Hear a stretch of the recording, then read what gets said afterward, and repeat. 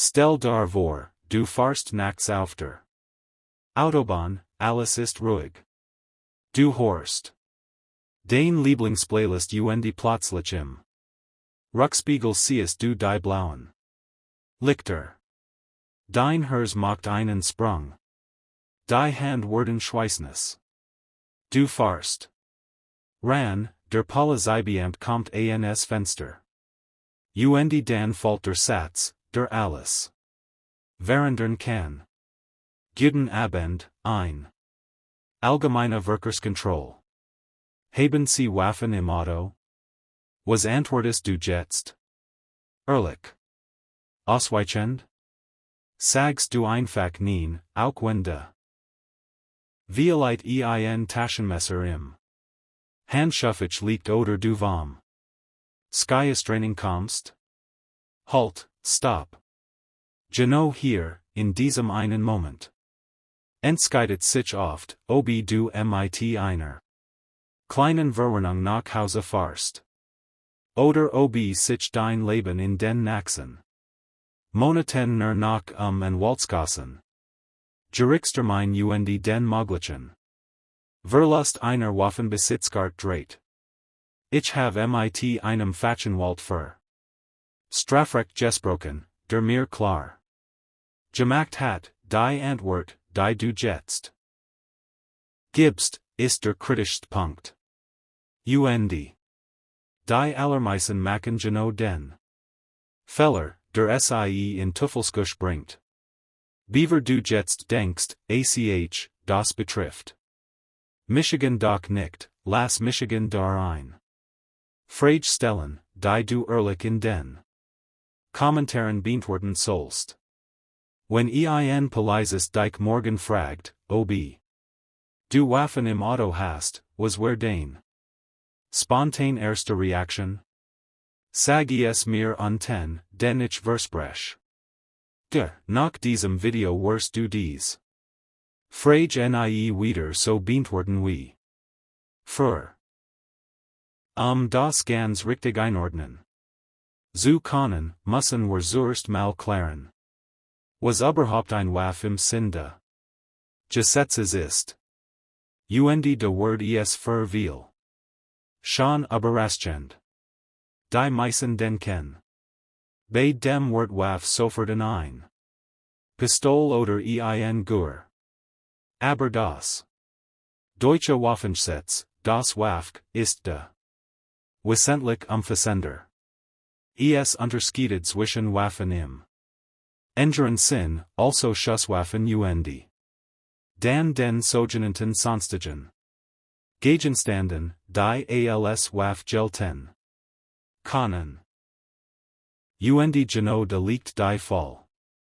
Hast du ein Handmesser im Auto, also 1, dass du mit einer Hand offen, vielleicht mal als an Denken mitgenommen hast. Vielleicht sogar einen Teleskopschlagstock, den jemand mal für alle Fall ins Handschuffich gelegt hat. All das sind im rechtlichen Sinn Waffen. Und wenn du die im Auto hast und die entsprechend Erlaubnis, dann bist du nicht nur im Bereich einer Ordnungswidrigkeit, sondern ganz schnell im Bereich einer Straftat. Ich have mal einen Fall gehört. Da hat ein junger Mann seinen alten Wehrmachtsdolch, den von seinem Großvater geerbt hat, liebevoll verpackt im Kofferraum, in zu einem Freund zu bringen, der sich für Militär interessiert. Die Polizei hat ihn eingehalten und als die Frage nach Waffen kam, sagt nein, habe ich nicht. Bei einer Durchsuchung von den SAG den Dolch. Dacht, es sei ein Antiquitat. Der Staatsanwalt sah das anders. Verstes gegen das Waffengesetz, führen einer verbotenen Waff. Das Verfahren zog sich über ein Jahr. Die Kosten beliefen sich auf mehrere 1000 Euro. Und das alles, weil ehrlich sein wollt und gesagt hat, have nichts. Und hier kommen wir zum Kern des Problems, zu dem, was der Anwalt mir mit Nachdruck gesagt hat. Die Frage, haben Sie Waffen im Auto? Ist ein Suggestivreich. Sie ist darauf ausgelegt, dar ein Fall zu stellen. Nicht im bösen Sinn. Die Polizei macht ja nur ihre Arbeit, aber sie ist rechtlich hochrelevant. Denn wenn du nicht sagst und es Word später doch etwas gefunden, dann hast du nicht nur den Verstes gegen das Waffengesetz im Hals, sondern du kommst auch noch in den Bereich der Falschaussage.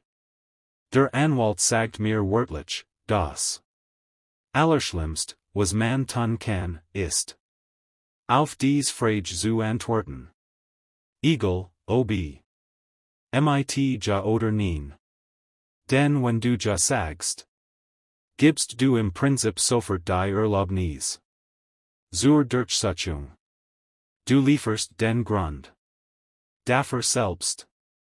Der Polizeibeamt hat dann einen konkreten Anfangsverdacht und darf dein Fahrzeug ohne weiteres durchsetzen. Und wenn du nicht sagst, legst du dich fest. Sollte später doch etwas gefunden werden. Und sei es, weil und plötzlich entsteht etwas, das man nicht faken kann, Respekt. Nicht weil du laut bist. Nicht weil du dich durchsetzt. Sondern weil du dich nicht verlierst. Und vielleicht merkst du gerade, dass es nie dies ein Frage ging. Sondern dich. Den Moment, in dem Druck entsteht. Und du entscheidest, du bist. Der sofort reagiert. Oder der ruhig bleibt. Wenn dich das zum Nachdenken bringt, dann weißt du, dass da mehr dahinter steckt. Lass es wirken. Schreib mir, was du darüber denkst, und wenn du tiefer in dies Dynamiken eintauchen willst, bleib dran.